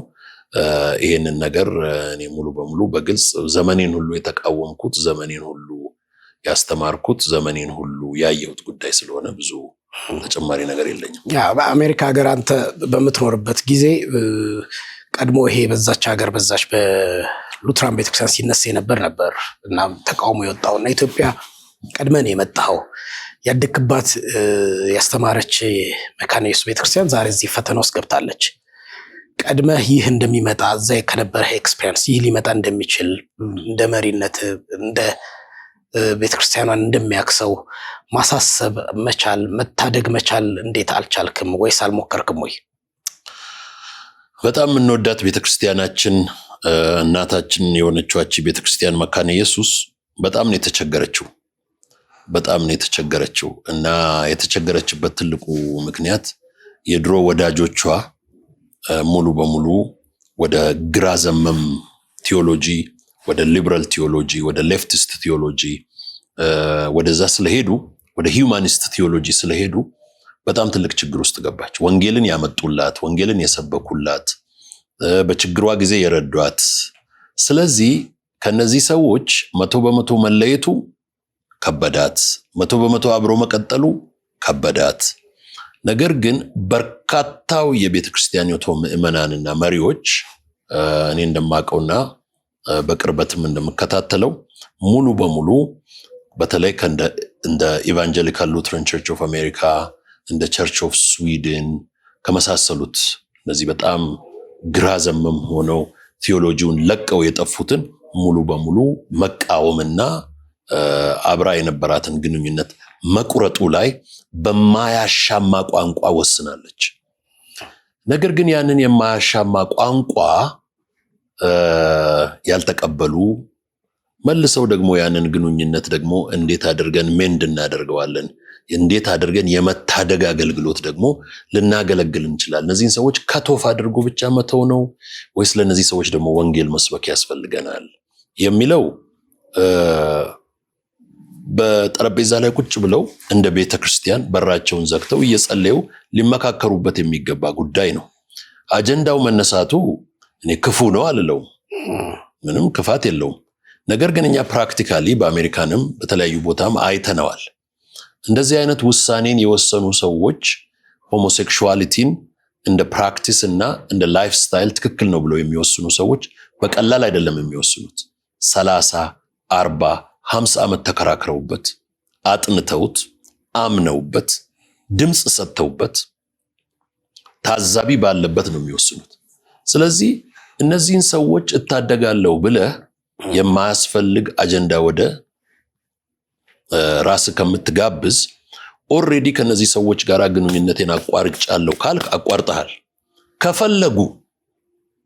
ከፈለጉ እነዚህ ሰዎች እስቲ አጥፍተናልና ንስሐ እንግባ፣ እግዚአብሔርንም ይቅርታ እንጠይቅ፣ ወንጌልንም እንደገና እንማር ብለው ከመጡ ማስተማር ትችላለህ። ራስህ ግን ያለ አቅም ብቁ ቴዎሎጂያን፣ ብቁ ሪሶርስ፣ ብቁ ጊዜ፣ ብቁ አቅም ሳትገነባ በእነዚህ ጉዳዮች ላይ መንጠልጠሉ ራስንም ማዳከም፣ የራስንም ቤት በመጥበጥ ይሆናል። ያ ችግር የገጠማት ይመስለኛል ቤተክርስቲያናችንን። ይህንን ቁጭ ብሎ ሶርታውት አድርጎ ምንድነው የሚያዋጣን አካሄድ ብሎ የመወሰኑ ቤተክርስቲያኒቷ በቂ የተማሩ የሰለጠኑ ልምድ ያላቸው አማካሪዎችም መሪዎችም ስላሏት ይህንን ታስተካክላለች ብዬ አስባለሁ። እንግዲህ ሰሞኑንም ስብሰባ አላቸው። የስብሰባውንም ውጤት እየጠበቅን ነው። ቄስ፣ የመካነ ኢየሱስ ቤተክርስቲያን አንተን ለሊደርሺፕ አሽታ እንዳሳደገችህ ከአንዳንድ ውስጥ ሰዎች ሰምቻለሁ። ሀገር ውስጥ ከመኖር እያለህ ጀምሮ በቦርዲንግ ስኩል እዚህ እንደተማርክ ከሀገር ውጭም ከመካነ ኢየሱስ እንዳስተማረችህ ሰምቻለሁ። ከዛ ደግሞ አባትህም ትልቅ የወንጌል ታሪክ ያላቸው በቤተክርስቲያኒቷ ትልቅ አሻራ ያላቸው ሰው ናቸውና ወደ ሀገር ውስጥ ስትመለስ ግን ቤተክርስቲያኒቱ ጋር ትጠበቅ እንደነበረበት ፖዚሽን አይደለም ያገለገልከው፣ ወደ ሌላ መስክ ነው የሄድከውና ቤተክርስቲያኒቷ አሁን በጣም ተተኪ ያጣች መሪ ሊደሮች በጣም ያጣችና የተፈተነችበት ጊዜ ይመስላል። ብዙ መሪዎች እንዳሏት ሆኖ እንዳንተ አይነት ደግሞ ያስተማረቻቸው ለሆነ ቦታ እንትን ያለቻቸው ወደ ሌላ ፖዚሽን ሄዱባት ይመስላል። ይሄ ቤተክርስቲያኗ የሚነሳውን ብቻ አይደለም። ድሮም እንደዚህ አሽታ ያስተማረቻቸው እንትኖች ተማሪዎቻቸው ወይ ፖለቲሻን ሆነው ወደ ሀገር መሪነት ይሄዳሉ፣ በተለያየ ይሆናሉ ከድሮ ዘመን ጀምሮና በዛ አቅጣጫ ቤተክርስቲያኒቷን አንተ ከምትጠብቅበት ሊደርሺፕ ሮል አኳያ የመግባት ወደዚህ የማገልገል ፍላጎቱ ከዚህ በኋላ አለ ወይ? አሁንስ ከቤተክርስቲያኑ ጋር ያለ ግንኙነት በአገልግሎት ሊሆን ይችላል፣ በሊደርሺፕ ሊሆን ይችላል፣ በማማከር ሊሆን ይችላል፣ ምን ይመስላል? በጣም አመሰግናለሁ። አጠር አድርጌ በ3 ነጥብ ልመልስልህ። የመጀመሪያው ቤተክርስቲያኒቷ ብዙ መሪዎቿን አታለች የሚለውን በሁለት ዘርፍ ለማየት ፈልጋለሁ። አንደኛ ቤተክርስቲያኒቷ እጅግ በጣም በርካታ ጥሩ ሰባኪያንና ጥሩ ቴዎሎጂያን አፍርታለች። በብዛት ግን ውጭ ሀገር ነው ያሉት። በብዛት አሜሪካን አሉ። በመቶዎች የሚቆጠሩ ቄሶች፣ ቴዎሎጂያን በመካነ ኢየሱስ ሰሚናሪ የሰለጠኑ በመካነ ኢየሱስ አገልግሎት ውስጥ የነበሩ በአውሮፓና በካናዳ በአሜሪካን ይኖራሉ። በአንድ በኩል ለዓለም ቤተክርስቲያን እነዚህን ሰዎች አበርክቻለሁ ማለትም ትችላለች። በብዙ ከፍተኛ አመራር ደርሰዋል። በብዙ የተለያየ ቴዎሎጂካል ኮሌጅ ያስተምራሉ፣ ዩኒቨርሲቲ ውስጥ ያስተምራሉ። በሁለተኛ በሌላ ገጽታ ደግሞ ብሬን ድሬን የሚባል ፕሮብለም አለ አፍሪካ ውስጥ። ብሬን ድሬን የተማሩ ሰዎችን አፍሪካ በብዛት ታጣለች። ምክንያቱም አንተ አንድ ኮምፒውተር ኢንጂኒር ከሆንክ ኢትዮጵያ ውስጥ የሚከፈልህ ደሞዝ እና አሜሪካን የሚከፈልህ ደሞዝ አንድ አይደለም። እዚህ የምታገኘው ፕሪቪሌጅ እና እዛ የምታገኘው ፕሪቪሌጅ አንድ አይደለም። እዛ እኔ ፓስተር ሆኜ በማገለግልበት ጊዜ የሚከፈለኝ ደሞዝ እና እዚህ ያሉ ፓስተሮች የሚከፈላቸው አንድ አይደለም። ልጆቻቸውን ማሳደግ ማስተማር ይፈልጋሉ። የተመቻቸ ኑሮ ይፈልጋሉ እንደ ማንኛውም ሰው። ስለዚህ ይሄ ብሬን ድሬን በማንኛውም ሴክተር ያለውን የአፍሪካን ማህበረሰብ ኢምፓክት እንደሚያደርገው ቤተክርስቲያንንም ኢምፓክት ያደርጋታል። ከዛ የተነሳ ቤተክርስቲያኒቱ ብዙ መሪዎችን አታለች። ይሄ አንደኛው እንደተጠበቀ ይሁን። ሁለተኛው ወደ እኔ ጉዳይ ስትመጣ እኔ ወደ ኢትዮጵያ በምመለስበት ጊዜ ወደ ኢትዮጵያ መጥቼ ሊድ ስታርን ለማዘጋጀት በማስብበት ጊዜ መጀመሪያ የሄድኩት ወደ መካነ ኢየሱስ ቤተክርስቲያን ነው።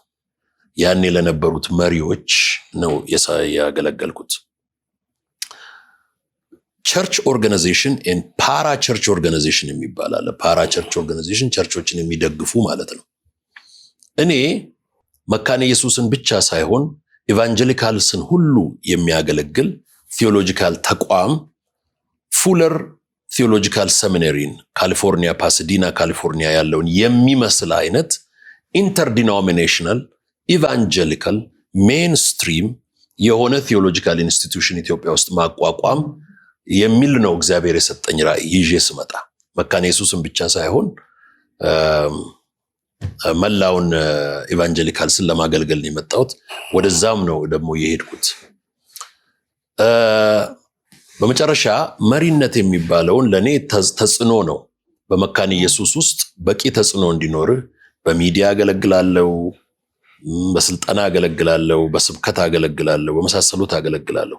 ቢሮ ይዞ የአንድ ተቋም ዳይሬክተር ወይም የአንድ ዲፓርትመንት ኃላፊ ወይም የአንድ ቤተክርስቲያን መሪ ወይም ፕሬዚደንት ሆኖ ለማገልገል ደግሞ ጥሪው ያስፈልጋል። ጥሪው ጸጋው ያስፈልጋል። እኔ አክሊል ወንጌል መስበክ ወዳለሁ። ፑልፒት ዳር መሞት ነው የምፈልገው። እየሰበኩ ፑልፒት ጋር መሞት ነው የምፈልገው። የህይወቴ ፍቅር ወንጌል ነው።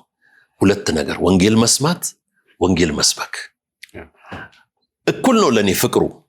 እውነቴን ነው የምልህ። ከዛሬ ጀምሮ ጌታ ያንተ አገልግሎት ወንጌል መስማት ነው ቢለኝ በጣም ደስ ይለኛል። I love listening to the gospel of Jesus Christ. እና አሜሪካን ሀገር ሲሄድ የተማርኩበት የመጀመሪያው ትምህርት ቤቴ አትላንታ ዩኒቨርሲቲ ውስጥ ኢንተርዲኖሚኔሽናል ቴዎሎጂካል ሴንተር የሚል የሰባኪዎች መካ ነው የሚባለው። ልክ መካ የሙስሊሞች ሴንተር እንደነበር it was the Mecca of preachers። ይሰብኩታል አይደለም። ይህንን ወንጌል ሲሰብኩት ስለ ምግብ ኢየሱስ ክርስቶስ ስለባረከው ምግብ ሲሰብኩ ምግቡን ታሸተዋለህ። ምግቡ ላይ የተገኘ ነው የሚመስልህ። ኢየሱስ ክርስቶስን ይገልጡታል። እና እኔ ወንጌል መስበክና መስማት ነው። እና ቤተክርስቲያን ደግሞ በፈለገችኝ በማንኛውም ዘርፍ ለማገልገል በጊዜ፣ በእውቀት፣ በአቅም፣ በገንዘብ ለማገልገል በጣም ዝግጁ ነኝ። እንግዲህ ራስህን አትጠራም። እኔ ኑና የወንጌል ክፍል ዳይሬክተር አድርጉኝ ብዬ ራሴን አልጠራም። ወይም የቴዎሎጂ ዲፓርትመንት ሄድ አድርጉኝ፣ ወይም ደግሞ የዚህ ግንባር የዚህ ዘርፍ ፕሬዚደንት አድርጉኝ፣ ወይም የቤተክርስቲያኒቱ መሪ አድርጉኝ ብዬ ራሴን አልጠራም። ቤተክርስቲያን ደግሞ ጠርታኝ እኔም ቢያላልኩ። ስለዚህ ሬዲ ነው የኔታይም አብረን በማንኛውም። ታንክ ዩ ዶክተር። ቄስ አንዳንድ ወዳጆች እንግዲህ ከዚህ ተጠይቄ ሰምተህ አይቻለሁ፣ በዘረኝነት ይከሷል እና ቄስ ዶክተር ገመቺስ ዘረኛን ይላሉ። ለዛ ሰራተኛ ሲቀጥር ከራሱ ብሔር ይቀጥራል፣ ከራሱ ብሔር ያልሆኑ ሰዎች ያባራል። እንደዚህ አይነት ክሶች እንትን ይላሉ። ያው ሐሜትና መረጃ ስለሆነ እሱን እንትን ማለት አልችልም። ነገር ግን አገልግሎት በምታገለግልባቸው ወቅቶች ኤልሻዳይ ቴሌቪዥን ላይ በሶስት ቋንቋ ስታገለግል እኔ በግሌ አስታውሳለሁ። በእንግሊዘኛ፣ በኦሮምኛና በአማርኛ። ከዛም በኋላ ደግሞ የራስን ቴሌቪዥን ከጀመርክ በኋላ የኦሮምኛ ቴሌቪዥን ሞአ ቴሌቪዥን፣ ሰኪላሩ ኤልቲቪ፣ ከዛ የኢቫንጀሊካሉ ኢቫንጀሊካል ቲቪ አለ። ከዛ እነሱም ላይ ደግሞ በተለያየ ቋንቋ ብዝሃ ካልቸር በሆነ ስታቀርብ አስታውሳለሁ። እና በአንድ ወቅት ደግሞ መካነ ኢየሱስ ቤተክርስቲያን ውስጥ እንደዚህ አይነት ኮምፕሌን አድርጎ ነበር። ዘረኞች ሆነናል፣ ኢንክሉሲቭ አይደለንም፣ የብዙ ብሔረሰቦች የተለያየ ኢትዮጵያ ቦታዎች ላይ ዶሚኔሽን ያለን ብዙ ተቀባይነት ያላት ቤተክርስቲያን ናት፣ ግን በሊደርሺፕ ሳይዱ በምኑ ግን ወደ አንድ መተናል ብሎ ወቅሷል የሚል ደግሞ ውስጥ ካሉ ሰዎች ሰምቻለሁ። እና ዘረኛ ነው ይሉሃል። ፕራክቲካሊ ደግሞ በተለያየ ቋንቋ በመስበክ ብዛት እንትና ያን ክስ ትሰማለህ። ከምን የመጣ ነው? ምንድነው ምክንያቱ ብለህ ታምናለህ?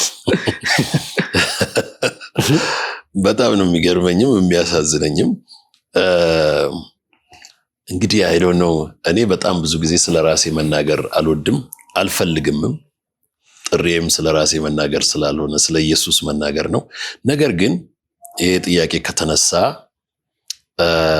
ዘረኛ ወይም ይሄ ሬሲስት ኤትኖሴንትሪስት የሚባለው ከኔ ዘር ውጪ ሌላ ዘር ከኔ በታች ነው ብሎ የሚያምን እንዲህ አይነት አመለካከት እኔ የለኝም። እንደሌለኝ ደግሞ ለማረጋገጥ እናንተ ይኸው ከነ ካሜራ ክሩህ መዞር ትችላለህ። እዚቹ ፍሎር ላይ ሌላ ሳይሆን እዚቹ ፍሎር ላይ ያሉ ሰዎችን ምን አይነት ሰዎች እንደሆኑ እዚህ ፍሎር ላይ ብቻ ከዚህኛው ቢሮ ብትነሳ እንግሊዛዊ አለ፣ እዚህ ጋር የደቡብ ልጅ አለ፣ ወላይታ ይሁን ከምባታ ይሁን ሀዲያ ይሁን ሲዳማ ይሁን አላውቅም። ከሱ ጎን ደግሞ ትግሬ አለች። ከዛ ቀጥሎ ደግሞ አማራ አለ። ከዛ ቀጥሎ ደግሞ ኦሮሞ አለ። ከዛ ቀጥሎ ደግሞ ሌላ አማራ አለች። ወደዚህ ብትሄድ ደግሞ ፋይናንስ ዲፓርትመንቱ አለ። ሄዱ አማራ ነች። ከሱ ቀጥሎ የግቢው በሙሉ ኦፕሬሽን ማኔጀሩ አለ። ዘሩ ምን እንደሆነም አላውቅም። ሃይማኖቱ ኦርቶዶክስ ነው። ስለዚህ ከዛ ደግሞ ወረድ ብትል የመጀመሪያውን ክላስ የምታስተምረዋ ሙስሊም ነች። ሀባያዋን አድርጋ ነው የምታስተምረው። የሳውዲ ኤምባሲ ልጆቻቸውን እኛ ጋር ነው የሚልኩት። ከእስራኤል ኤምባሲ እኛ ጋር አሉ።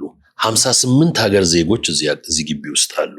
የ21 ሀገር ዜጎች ያስተምራሉ እዚህ ግቢ ውስጥ። ማስተማር ብቻ የ21 ሀገር ዜጎች ነው የሚያስተምሩት። የሌለ የዘር አይነት የለም። አንድ ቀን እኔ ዘር ጠይቄም አላቅም። ስንቀጥር ዘር አይተን አባረንም አናቅም። ነገር ግን ሁሉ ሰው ዘር አለው። ሁሉ ሰው የተወለደበት ቤተሰብ አለው እና ይሄ ዘሩ ማንነቱ ነው፣ ያደገበት ቋንቋ ነው፣ ስነ ልቦናው ነው፣ አመለካከቱ ነው። እና ይሄ ዳይቨርሲቲ፣ የላንጉዌጅ ዳይቨርሲቲ፣ የኤትኒክ ዳይቨርሲቲ ደግሞ የእግዚአብሔር ስጦታ ነው እና ከዘር ከነገድ ከወገን ነው የሚመጡት ጌታ የሚጠራቸው። እነዚህ ሁሉ በቋንቋቸው በባህላቸው በሚገባቸው ነገር አምላካቸውን ያመልኩታል። የሬፎርሜሽን የኢቫንጀሊካል እና የፕሮቴስታንቲዝም የጀርባ አጥንቱ አንዱ ለምንድን ነው እኛ ጀርመኖች በላቲን በማናቀው ቋንቋ የምንሰብከው? ለምንድን ነው እኛ እንግሊዞች ብለው የመጽሐፍ ቅዱስን ወደ ቋንቋቸው የተረጎሙ? በኢትዮጵያም ውስጥ ያለው ይሄ የናሽናሊዝም ዛሬ ኢትዮጵያ ከ30 ከ40 ቋንቋዎች በላይ መጽሐፍ ቅዱስን ተርጉማ ትሰብካለች። እና ይሄ ዘረኝነት አይደለም። እኔ አባቴና እናቴ ከተወለዱበት የኦሮሞ ማህበረሰብ መወለዴ እኔን ደግሞ የኦሮሞ ማንነት ሰጥቶኛል። ስሜም ኦሮሞ ነው። እናትና አባቴም ኦሮሞ ናቸው። ያገባኋትም ሚስቴ ኦሮሞ ነች። ልጆቼም ኦሮሞዎች ናቸው። የምናገረውም ቋንቋ አፋን ኦሮሞ ነው። የማመልክበትም ማህበረሰብ ለረጅም ዘመን የኦሮሞ ማህበረሰብ ነው። ይሄ የኔን ስነ ልቦና፣ ይሄ የኔን አመለካከት፣ ይሄ የኔን ማንነት ቀርጾታል። ነገር ግን ትግራይ ሄጄ አገለግላለሁ፣ መቀሌ ሄጄ አገልግያለሁ፣ የአማራ ሀገር ሄጄ አገለግላለሁ፣ ሶማሌ ጋር ሄጄ አገለግላለሁ፣ ጉራጌ ጋር ሄጄ አገለግላለሁ። እንደ ወንድሜ የምወደው ከወንድሜ የማለየው ትግሬ ወንድም አለኝ፣ ጓደኛ አለኝ። ከወንድሜ ከደም ወንድሜ የማለየው አማራ አለኝ። አይገባኝም። እኔ ዘረኝነት የሚባለው ነገር አይገባኝም። በኢትዮጵያ ወንጌላዊት ቤተክርስቲያን መካነ ኢየሱስ ለሁለት ተሰንጥቃ ከ100 ክሶች በላይ ስትካሰስ የዘር አጀንዳ፣ የቋንቋ አጀንዳ፣ የብሔር አጀንዳ ቤተክርስቲያን ውስጥ ገብቶ ያ ችግር እንዲፈታ ደብዳቤውንም ጽሑፉንም የእርቅና የአንድነት የውህደት ሚሽኑን ከአሜሪካን ሀገር 4፣ 5፣ 6 ጊዜ ልዑካን ቡድን ይዤ መጥቼ እርቁ እንዲያልቅ ፍርድ ቤት ያለው ነገር በሙሉ እንዲቀደድና እንዲከሰስ ቤተክርስቲያኒቱ ወደ አንድነት እንድትመለስ ሚሽኑን የመራሁትም እኔ ነበርኩ። ይሄ የዘረኝነት ጉዳይ ዘመኑም ያለፈበት አጀንዳ ነው። አሁን ኢትዮጵያ ውስጥ በብዛት ብዙ ይሄ የዘረኝነት ጉዳይ ብዙ አላይም አልሰማም። አሁን ኢትዮጵያ ውስጥ በቤተክርስቲያን ውስጥም ብታነሳውም ራሱ ኋላ ቀርነት ይመስለኛል። አሁን ከዚህ በኋላ አሁን በኢትዮጵያ ውስጥ ያለው እንዴት እንደግ፣ እንዴት እንታረቅ፣ እንዴት ሰላም እናውርድ፣ እንዴት የባህር በር እናግኝ፣ እንዴት ንግዳችንን፣ ኢኮኖሚያችንን፣ ራሳችንን እንለውጥ የሚል ነው ትውልዱን እያንገበገበው ያለው እንጂ እኔ አሁን እንደ ድሮ ይሄ ዘረኝነት ከሌ ዘር ከሌ ቋንቋ የሚባለው አይ ቲንክ ኋላ ቀር አጀንዳ ሆኖ ኢትዮጵያ አይ ቲንክ ያንን ቻፕተር በጥሩ ሁኔታ የፈታችው ይመስለኛል። አሁን ሁሉም በራሱ ማንነት ኮርቶ ደስ ብሎ ተቀባብሎ የሚኖር ነው። ከዚህ በኋላ ኦሮሞ አማራን መናቅ፣ አማራ ኦሮሞን መናቅ፣ ትግሬ ከምባታን መናቅ፣ ወላይታ ሀዲያን መናቅ ይህ የኋላ ቀርነት ያ ቻፕተር በኢትዮጵያ ውስጥ እየደከመና እያለፈ ያለ ይመስለኛል። ፖለቲከኛ ምትሆን ይመስላል ከዚህ በኋላ ዶክተር።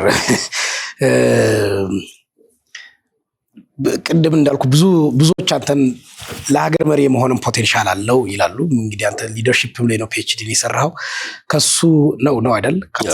እና ፖለቲከኛ ትሆናለህ። ብዙ ወንጌላውያን በእርግጥ አሁን ብዙ መሪዎቻችን ከቤተክርስቲያን የወጡ ሰዎች በሀገር ደረጃ መሪ ሆነዋል።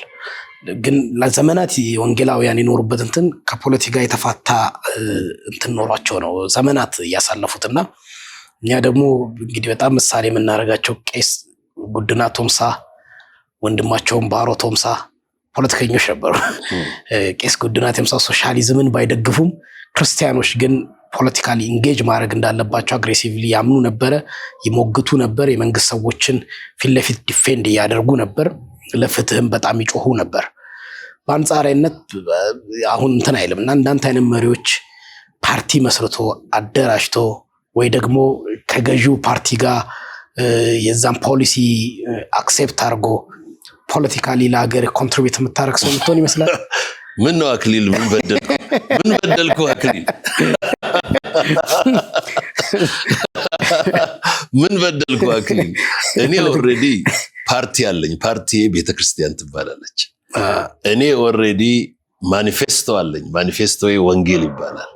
እኔ ኦልሬዲ መሪነት ላይ ነኝ። የምመራው ወንጌል የኢየሱስ ክርስቶስን ወንጌል በመስበክ ዓለምን ወደ ክርስቶስ መምራት ነው የኔ ጥሪ። ሌላ ደግሞ እንደዚህ የምታያቸው ውብ ልጆችን እና ትምህርት ቤቶችን ትውልድን ወደ ዕውቀት መምራት ነው። ሊደርሺፕ ስፔሻሊ ፐርሰናል ሊደርሺፕ አሁን መጽሐፌን እየጨረስኩ ነው። እዛ ላይ የመጀመሪያው ቻፕተር ነው ይሄ። ፐርሰናል ሊደርሺፕ ማለት በፕሪንሲፕል መመራት ነው። ፕሪንሲፕል ማለት በመስመርህ ውስጥ መሮጥ ነው። you have to have አይደንቲፋይ አድርገህ መስመሬ ምንድን ነው ብለህ እሱን መለየት ነው። የኔ መስመር አንድና አንድ ነው። አባቴ 65 ዓመት ወንጌልን ሰብኮ ለኔ ያስተላለፈ። እኔ ኦልሬዲ አሁን ወደ 35 ዓመት ወንጌልን ሰብኬያለሁ። ይሄ 35 ዓመት ስልህ ኦልሞስት እኔ 14 15 ዓመት ሆኜ ነው ወንጌል መስበክ የጀመርኩት። በእነዚህ 35 ዓመታት ወንጌል ሰብኬ ለታላቅ ልጄ ለለብሲ ይሄው እዛ ላይ ፎቶ አለ፣ ለሱ ወንጌልን አስተላልፌ መሄድ ነው የምፈልገው።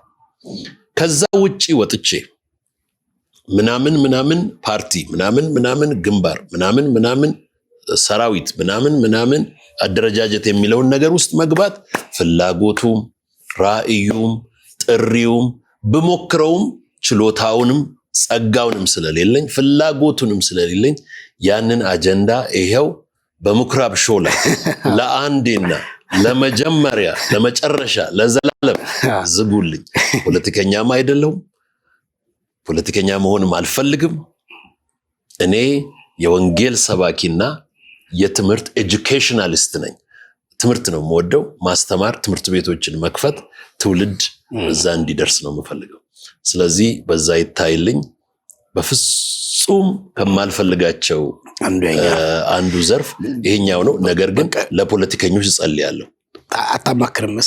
ምክንያቱም በቀድሞውም በነበሩ አመራሮች አሁን ብዙ አመራር የነበሩ ሰዎች አንዳንዶች መጀመሪያ ሜንሽን እንዳረከው በአንተ ትምህርት ቤት ውስጥ ያለፉ ናቸው።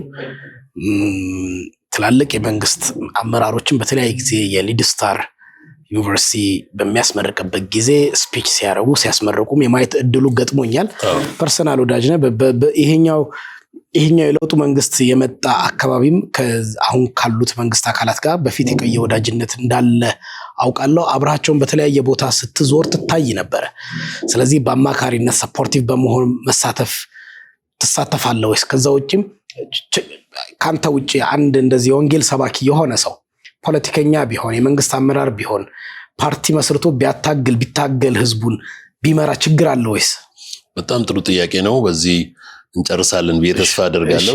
ሉተር እኔ የሉተራን ቴዎሎጂያን ነኝ። አንዱ ሉተር በጻፈው ጽሑፍ ውስጥ the two hands of God ይላል። የሁለቱ የእግዚአብሔር እጆች the right hand of God and the left hand of God ይላል። the right hand of God is the church ይላል፣ ቤተክርስቲያን ነች። the left hand of God is the government ይላል። the government የእግዚአብሔር እጅ ነው ይላል። የእግዚአብሔር ግራ እጁ ነው። ቤተክርስቲያን የእግዚአብሔር ቀኝ እጁ ናት። በቤተክርስቲያን ጸጋን ይሰብካል። በቤተክርስቲያን መንፈስ ቅዱስን ስራ ይሰብካል። የዘላለምን ህይወት ይሰብካል። በግራ እጁ ደግሞ ኦርደርን ያስከብራል። መንግስት ኦርደርን ያስከብራል። እዚህ የምትማር ልጅ ያለች ራያ ስለ ገቨርንመንት ታጠናለች። የ7ኛ ክፍል ተማሪ ነች። ሂስትሪ ላይ ስለ ገቨርንመንት ያጠናሉ እና አስጠናት ነበረ ባለፈው 8 the functions of government the 4 major functions of the government ይላል። አንደኛው the main function of the government ይልና ኦርደር ማስከበር ነው ይላል። ኦርደር ይሄንን ኦርደር ካስከበረ በኋላ ደግሞ ቴሪቶሪውን ማስከበር ነው ይላል፣ ድንበሩ። ይሄንን ቴሪቶሪውን ካስከበረ በኋላ ደግሞ ዲቨሎፕመንት እና ኢንፍራስትራክቸርን ማምጣት ነው ይላል። ይሄንን ዲቨሎፕመንት እና ኢንፍራስትራክቸርን ካመጣ በኋላ ደግሞ የፐብሊክ ሴክተሩን እና የቢዝነስ ሴክተሩን ሬጉሌት ማድረግ ነው።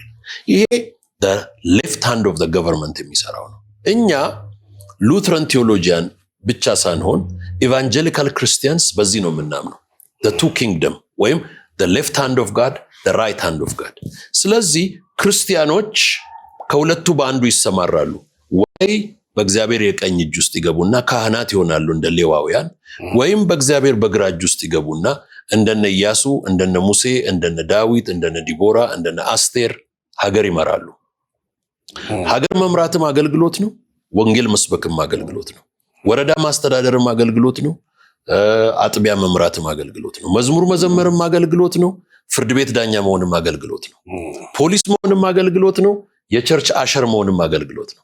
ሶ እንደ አገልግሎት ነው መታየት ያለበት እንጂ ፖለቲክስ ኢዝ አ ደርቲ ጌም የሚባል ነገር የለውም። ኢትስ ናት አ ደርቲ ጌም። ዩ ካን ሜክ ኢት ደርቲ፣ ዩ ካን ሜክ ኢት ክሊን። ሶ ይህንን ፖለቲካል አጀንዳ እዛ ውስጥ ያሉ ዓለማውያን ናቸው፣ መጥፎዎች ናቸው ማለት። ለዚህ ነው ቤተክርስቲያን የተሰጣት ኃላፊነት ሀገርን ለሚመሩና ለሚያስተዳድሩ ለፕሬዚደንቱ፣ ለጠቅላይ ሚኒስትሮቹ፣ ለጀነራሎቹ፣ ለፍርድ ቤት ዳኞቹ ለነዚህ መጸለይ በጣም በጣም አስፈላጊ ነው። በየትኛውም ዓለም ቢሆን ይጸለያል። አሁን አሜሪካን ሀገር ኤቭሪ ዊክ እኔ ፓስተር በነበርኩበት ጊዜ እንጸልይ ነበር። እኔ ፓስተር በነበርኩበት ጊዜ ፕሬዚደንት ባራክ ኦባማ ፕሬዚደንት ነበሩ። ከዛም በኋላ ደግሞ ፕሬዚደንት ቡሽም፣ ከቡሽ ቀጥሎ ኦባማ፣ ከኦባማ ቀጥሎ ደግሞ የነበረው ትራምፕ ፕሬዚደንት ነበሩ። ኤቭሪ ሰንዴይ we pray for the judges of the Supreme Court, we pray for the President of the United States, we pray for the Senate, we pray for the Congress. ይሄ በቤተ ክርስቲያኒቱ ቋሚ ጸሎት ውስጥ አለ። ኢትዮጵያ ውስጥም ለፕሬዚደንቱ፣ ለጠቅላይ ሚኒስትሩ፣ ለጀነራሎቹ፣ ለዳኞቹ፣ ለሁሉም ፖለቲከኞች እና ለክልል አስተዳዳሪዎች ሁሉ መጸለይ በጣም ጥሩ ነው ብዬ አስባለሁ። ስለዚህ ኃጢአት የለውም ፖለቲካ ውስጥ መግባት። ነገር ግን ሮልህን ማወቅ አለብህ። ሁለቱም ሜዳ ላይ ግን መጫወት አስቸጋሪ ነው የሚሆነው። you are either in the left hand of God or in the right hand of God። እኔ አሁን እግዚአብሔር የጠራኝ በቀኙ በኩል ተሰለፍልኝና ወንጌልን ስበክልኝ ነው ያለኝ። አመሰግናለሁ ዶክተር ገመቺስ ስለሰጠኝ ጊዜ በጣም አመሰግናለሁ። የተጣበበ ጊዜ ነው ያለህ፣ ግን በብዙ ርዕሰ ጉዳይ ላይ አይነ ከፋችና ክሊር የሚያደርግ ነገሮች እንደተወያየን አስባለሁ። በጣም ነው አመሰግነው። ታንኪዩ። አመሰግናለሁ። እግዚአብሔር ይባርክ አንተንም። ታንኪዩ በጣም ዶክተር። ታንኪዩ። ውድ የምኩራብ ሾው ተከታታዮች ቄስ ዶክተር ገመቺስ ደስታ ጋር ያደረኩት ቆይታ ይህን ይመስላል። ቀደም እንዳልኳችሁ ዩቲዩብ ቻናላችንን ሰብስክራይብ አድርጉ። እንደዚሁም ለሚኖረን ቀጣይ ስራዎች የምትችሉትን ሁሉ ኮንትሪቢዩት አድርጉ። በዚህ ፕሮግራም የሚኖራችሁን የትኛውንም አስተያየት በስልክ በዋትሳፕ በኢንቦክስ እና በዩቲዩብ ላይ ባለው ኮሜንት ሴክሽን አሳውቁን። እንደተለመደው ግብረ መልሳችሁን አንብበን መስተካከል ያለበትን እናስተካክላለን። በርቱ የምትሉን ሳይት ደግሞ እናጠናክራለን። በሌላ እንግዳ እስክንገናኝ ድረስ ቸር ቆዩን።